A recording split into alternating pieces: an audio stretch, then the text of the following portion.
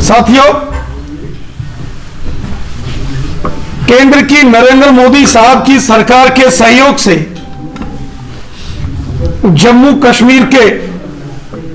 माननीय उपराज्यपाल महोदय श्रीमान मनोज सिन्हा जी, ऑनरेबल लेफ्टिनेंट गवर्नर साहब की एडमिनिस्ट्रेशन में जम्मू कश्मीर के संदर्भ में 28,400 करोड़ रुपए का जो इंडस्ट्रियल पैकेज, जो इंडस्ट्रियल इंसेंटिव जिसकी घोषणा की है, यह जम्मू कश्मीर के इतिहास में इंडस्ट्रियल सेक्टर को मजबूती के लिए एक बहुत शानदार पहल केंद्र की नरेंद्र मोदी साहब की सरकार और जम्मू कश्मीर के माननीय उपराज्यपाल महोदय जी ने की है। पिछले 70 वर्षों में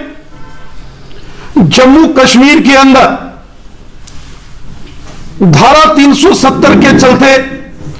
बहुत सारी ऐसी बाधाएं थी जिसके कारण जम्मू कश्मीर के अंदर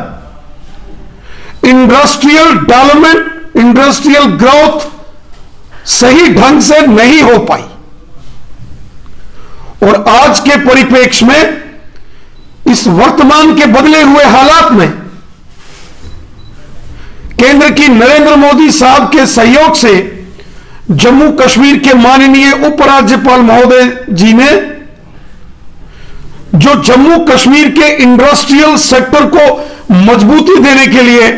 28,400 करोड़ के इंसेंटिव्स का जो प्लान किया है, वो जम्मू कश्मीर के अंदर इंडस्ट्रियल ग्रोथ, इंडस्ट्रियल डेवलपमेंट में बहुत महत्वपूर्ण भूमिका अदा करने वाला है।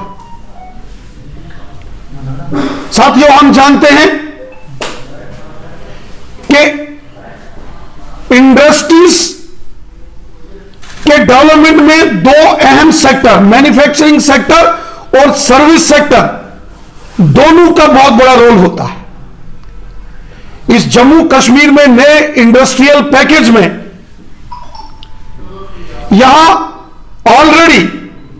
इंडस्ट्रियल क्षेत्र हैं, यहां इंडस्ट्रीज चलती हैं, जैसे Jammu district, Samba district, Kathua district, Udhampur district, इन सभी डिस्ट्रिक्ट्स में मैन्युफैक्चरिंग सेक्टर में 30% तक सब्सिडी होगी। यह मैन्युफैक्चरिंग सेक्टर, इसमें प्लांट्स एंड मशीनरी, जो बड़े बड़े प्रोजेक्ट्स के लिए मशीनरी खरीदी जाएगी, उसमें सीधा सीधा 30% तक सब्सिडी का प्रोविजन है। और वह क्षेत्र, यहां अभी तक इंडस्ट्रीज का डेवलपमेंट नहीं हुआ है, जैसे रियासी, रामबन, डोडा, किश्तवाड़, राजौरी और पुंछ जैसे क्षेत्र में मैन्युफैक्चरिंग सेक्टर में इस पैकेज के अंदर 50% तक की सब्सिडी का प्रोविजन सरकार ने किया, जिससे वो एरिया जो अनडेवलप्ड रहेंगे, उन सभी अनडेवलप्ड ब्लॉक्स तक जो है इंडस्ट्रीज को बढ़ावा देने का सरकार का एक शानदार प्रयास है। वहीं सर्विस सेक्टर के अंदर जहां कहीं भी सब्सिडी नहीं दी गई, इस पैकेज के अंदर मैन्युफैक्चरिंग सेक्टर के साथ साथ सर्विस सेक्टर में भी सब्सिडी का प्रोविजन करके सरकार ने बहुत महत्वपूर्ण पहल की है। जम्मू कश्मीर के इस इंडस्ट्रियल पैकेज में सबसे बड़ी देन जो फुल जीएसटी रीएम्बर्समेंट है, वो जीएसटी के तहत खरीदे जाने वाले सामान पर फुल रीइंबर्समेंट से भी हमारी जो इंडस्ट्री है जो हमारे इन्वेस्टर्स हैं वो खुशी खुशी जम्मू कश्मीर के अंदर इंडस्ट्रियल यूनिट्स को बढ़ाएंगे, यहां काम करेंगे। साथियों, हमने देखा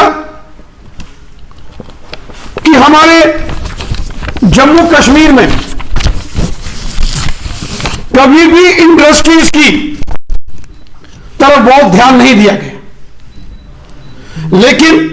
हमारे honourable lieutenant governor Shri Manoj Sinha ji और केंद्र की नरेंद्र मोदी साहब की सरकार की यह प्राथमिकता रही है कि जम्मू कश्मीर आर्थिक दृष्टि से अपने पांव पर खड़ा हो, अपने दम पर यहां आर्थिक रिसोर्सेस डेवलप किए जाएं। इस इंडस्ट्रियल पैकेज में जो कैपिटल लोन है, उस कैपिटल लोन में अगर कोई बड़े प्रोजेक्ट के लिए कोई स्टेट बैंक ऑफ इंडिया से लोन लेता है या कोई जम्मू कश्मीर बैंक से, पंजाब नेशनल बैंक से अगर कोई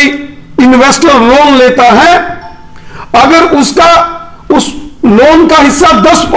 उस जो लोन जो बैंक से लेगा उसका इंटरेस्ट अगर 10% है तो 6% उसमें सबवर्जन सरकार की तरफ से होगा। यह बहुत महत्वपूर्ण कदम इस इंडस्ट्रियल पैकेज के अंदर है। वहीं जो वर्किंग कैपिटल लोन है, अगर कोई बड़ा इन्वेस्टर अगर इस पैकेज के तहत, इस इंसेंटिव स्कीम के तहत अगर कोई अपना यूनिट लगाता है और वर्किंग कैपिटल लोन के तहत वो लोन लेता है, तो उसको भी 3% सबवर्जन जो है वो मिलेगा। इस सारे पैकेज से जो सबसे महत्वपूर्ण चीज है, इस इंडस्ट्रियल पैकेज जो 28,400 करोड़ रुपए का जो प्रावधान किए गए हैं, इनमें 5 लाख नौजवानों को डायरेक्ट या इनडायरेक्ट रोजगार मिलेगा। जम्मू कश्मीर के पढ़े लिखे नौजवान, तेज तर्रार नौजवान जो जिनके पास एम्प्लॉयमेंट नहीं है, उनको इस पैकेज से बहुत बड़ा लाभ होने